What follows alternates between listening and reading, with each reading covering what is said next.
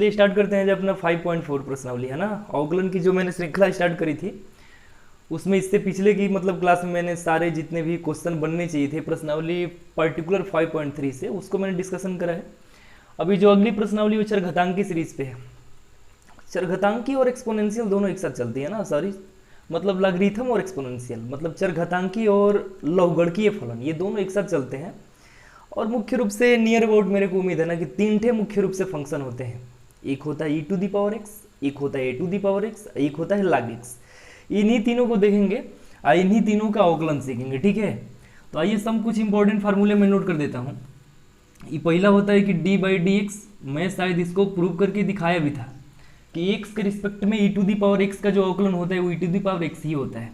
साथ ही साथ जो दूसरा होना चाहिए a to the power x। अच्छा एक मिनट के लिए मैं थोड़ा सा एक बहुत अच्छी बातें कर लेना चाहता हूँ ना। चरघातांकी का मतलब क्या होता है एक्चुअली? चरघातांकी का मतलब होता है कि किसी मतलब पर्टिकुलर वैल्यू पे कोई चर राशि घात बन के हो जाए। ऐसे यहाँ इसको देखिए और समझिए कि मेरे को थोड़ा इस तरह से पढ़ने की आदत है कि x के पावर 2, आप इसको अच्छे से सीखते हैं कि x के पावर 2 लिखा है, x स्क्वायर लिखा है। लेकिन यही अगर ये जो दो घात है ना इसको नीचे लेके आइए, x को पावर बनाइए, तो यहाँ पे ये वाली जो मैंने फंक्शन नोट करा है ये देखो, ये अलजेब्रिक फंक्शन है, ये बीजगणितीय फंक्शन है। लेकिन ये वाला आप देखो एक मिनट के लिए ध्यान से, लिखा है a to the power x, जहाँ a मतलब कोई एक संख्या हो सकती है, कोई एक न्यूमेरिक वैल्यू हो सकती है और इस पे पावर x है, यानी कि चर राशि किसी पर्टिकुलर वैल्यू पे अगर घात बने तो इस टाइप के फंक्शन को बोलते हैं चरघातांकी फंक्शन। उम्मीद कर रहा हूँ समझ चुके होंगे आप इसको। और तो a to the power x, यहाँ पे ये अगर कोई संख्या हो सकती है, पर्टिकुलर a की वैल्यू ना सॉरी एक नहीं होनी चाहिए। जो यहाँ पे a है ना ये एक नहीं होनी चाहिए, क्योंकि अगर एक पे पावर x होगा तो उसकी वैल्यू हम अच्छी तरह जानते हैं कि एक ही होगा। तो a को अगर एक की सिवाय और कुछ भी रख दिया जाए तो इस टाइप से बनेगा a to the power x।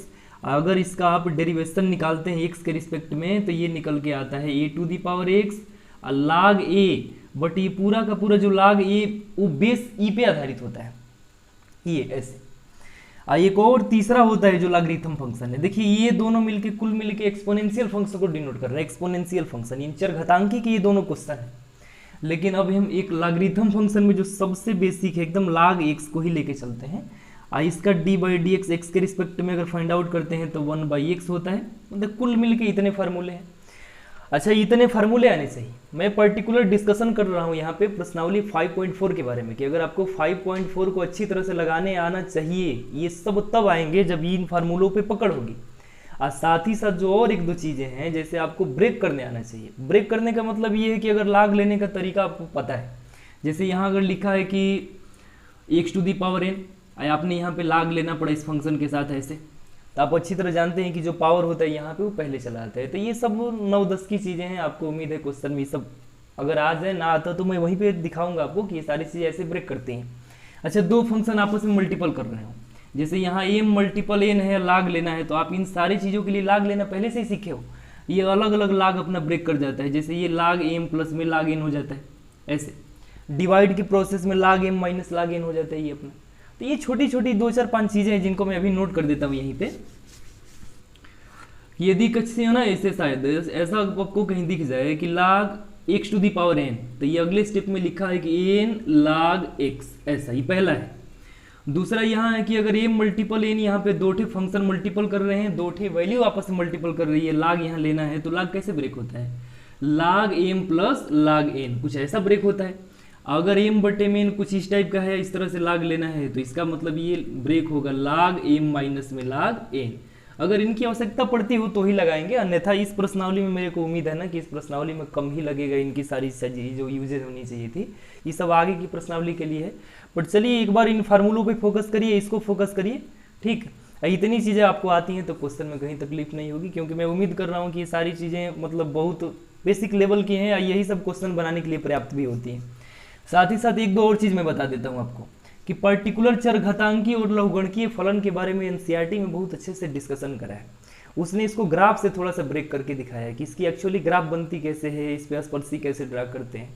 तो इन सारी चीज़ों को हम, जैसे e to the power x का ग्राफ कैसे बनता है, e to the power x का ग्राफ कैसे बनता है, लॉगरिथम फंक्शन log x का ग्राफ कैसे बनता है, इन चीज़ों को हम देखेंगे। पर्टिकुलर एक अपना चैप्टर की अपनी श्रृंखला आएगी जिसमें हम खाली ग्राफ के बारे में मतलब डिस्कशन कर रहे होंगे, और वहाँ पे इन सारी चीज़ों को देखेंगे। यहाँ बहुत उनका यूजेज नहीं है, ठीक है, तो मैं उम्मीद कर रहा हूँ ये चीज़ें आप समझ चुके होंगे कि मतलब इनके ग्राफ के बारे में चर्चा करेंगे, बट यहाँ नहीं, अपनी किसी एक पर्टिकुलर प्रश्नावली में डिस्कशन करना होगा। ये एक अपना उसके अलग से एक वीडियो क्लिप आएगी जिसमें हम खाली ग्राफ पे चर्चा करेंगे। ठीक है, पर्टिकुलर जितने फंक्शन हैं जो मतलब अपने यूजेज वाले फंक्शन है, जिनकी मतलब बार बार उपयोगिता लगती है अपने इंटर के क्वेश्चन को करने के दौरान, तो उन सारी चीज़ों का एक बार हम ग्राफ से देखेंगे सारी चीज़ों को कि इनके ग्राफ कैसे बनते हैं। लेकिन इससे पहले यहाँ पे उनके ग्राफ का बहुत डिस्कशन करना जरूरी नहीं है, सीधा सीधा हम क्वेश्चन पे चलते हैं, इसको नोट। चलिए पहले क्वेश्चन से शुरुआत करते हैं।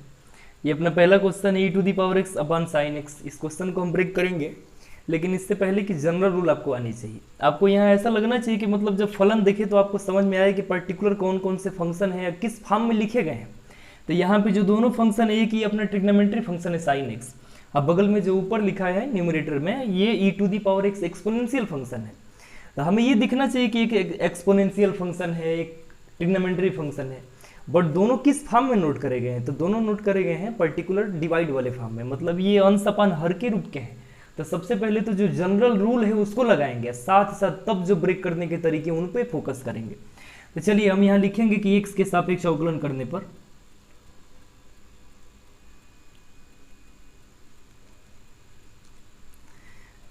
ये y का अवकलन dy अपान dx।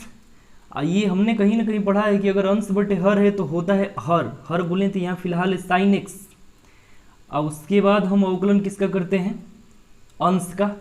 अब माइनस में हो जाता है फिर से अपना न्यूमरेटर अंश और d/dx, यानी कि अवकलन किसका करते हैं? हर का, ऐसे। अब बटे में होता है हर का स्क्वायर से तात्पर्य अपना कि साइन एक्स का अगर स्क्वायर करते हैं तो आप साइन स्क्वायर एक्स इसे जल्दी से नोट कर पाएंगे। फिर आगे देखिए यहाँ पे नोट करा है अपना साइन एक्स, e⁻x का अवकलन e⁻x होता ही है। तो थोड़ा जो आप यहाँ e⁻x ऐसे मल्टीपल में लिखेंगे, उसको लिखने का तरीका थोड़ा सा ऐसे एग्जामिनर को दिख जाता है कि आपने मल्टीपल में कहीं थीटा में तो इन सारी चीज़ों को नहीं लिख दिया। तो इसलिए ट्रिग्नोमेट्री फंक्शन को बाद में या बाकी एक्सपोनेंशियल को थोड़ा पहले लिखते हैं। तो क्यों हम ऐसे लिखें कि e⁻x का अवकलन e⁻x ही होगा और साइन एक्स तो अपना ऐसे ही है। ये लिखने के थोड़े तरीके हैं। अब बाकी माइनस का साइन है तो इसको रहने देते हैं, e⁻x ऐसे ही है। और यहाँ पे जो साइन एक्स है इसका अवकलन हो जाएगा cos x, तो मल्टीपल में cos x। अब बटे में नीचे नोट करा है साइन एक्स स्क्वायर, यानी कि साइन स्क्वायर एक्स, सॉरी। तो इस तरह से dy अपान dx की जो वैल्यू बन के आई है वो ये बन के आई है। अब e⁻x को कर लेंगे कॉमन, यहाँ लिखा है कि साइन एक्स माइनस में cos x। अब बटे में नीचे नोट करा है साइन स्क्वायर एक्स। आप इस आंसर को यहीं पे छोड़ सकते हैं और सिंप्लीफिकेशन ही हो सकता है, बट ये आंसर वैलिड है, ठीक है ये आंसर, क्योंकि आप इसको इसके बटे में और इसके बटे में ले जाके डिवाइड कर सकते हैं। डिवाइड करना हुआ तो यहाँ साइन से साइन कैंसिल आउट होगा, यहाँ बचेगा कि e⁻x अपन साइन एक्स, ऊपर जाएगा साइन एक्स, हो जाएगा अपना कोसेक एक्स। तो ये भी आंसर हो सकता है कि e⁻x मल्टीपल कोसेक एक्स, और यहाँ हो जाएगा e⁻x कास बट्टे में साइन ले लेंगे एक बार तो बनेगा काट, अब मल्टीपल 1 अपन साइन यानी कि कोसेक। तो ये भी आंसर हो सकता है, बट ये आंसर वैलिड है। चलिए इसको नोट करिए, फिर आगे चलिए। ये क्वेश्चन दूसरा है, दूसरे क्वेश्चन को हम देख रहे हैं फिलहाल, लेकिन इससे पहले कि थोड़ी मैं आपसे कुछ इसके बारे में बात कर लेता हूँ। अब देखिए जैसे जैसे आप आगे बढ़ते जाते हैं ना अवकलन की प्रोसेस में, वहाँ पे आपको 2-3 चीज़ें ऐसी देखने को मिलती हैं कि जैसे आपने एक साधारण तरीके का क्वेश्चन पढ़ा था पहले चैप्टर में, वो ठीक था कि अपना बेसिक से टूट जाता था, फार्मूले पे एकदम आराम से रिलेट होता था, आप उसको बेसिक से बना लेते थे। जैसे दूसरे चैप्टर को स्टार्ट करें वहाँ पे आप फंक्शन ऑफ द फंक्शन के बारे में चर्चा कर रहे थे।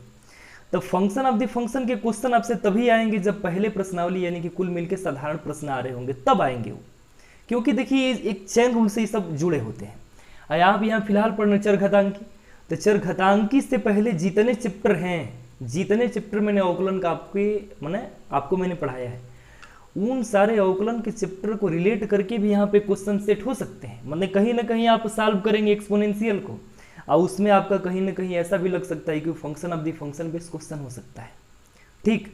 तो वहाँ पे नहीं सोचना होता है, खाली देखना होता है कि मतलब मेरे को जो चीज़ें यहाँ पे अच्छी तरह से लिखी गई हैं उसे ब्रेक करने का तरीका अपना क्या बनता है।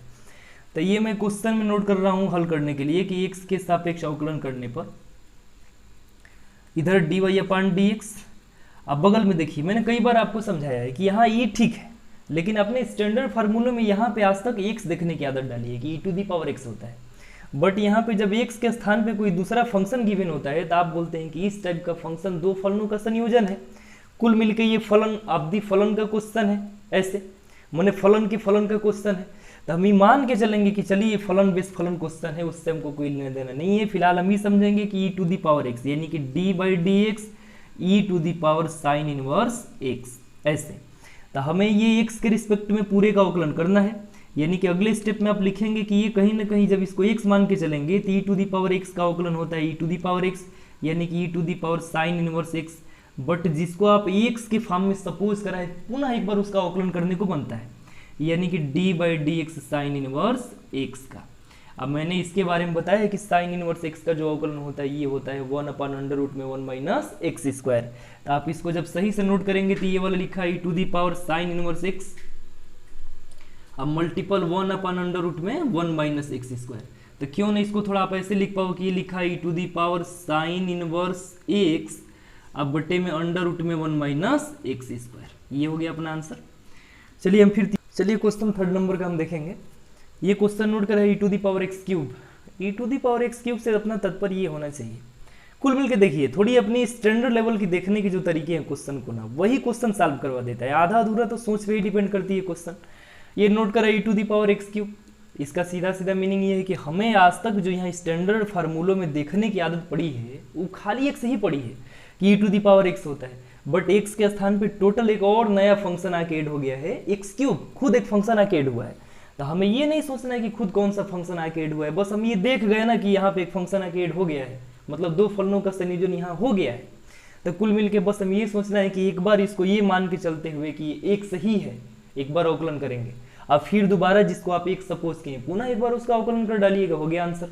तो चलिए इसको हम लिखेंगे कि x के सापेक्ष अवकलन करने पर बगल में dy/dx और उधर d/dx e to the power x cube.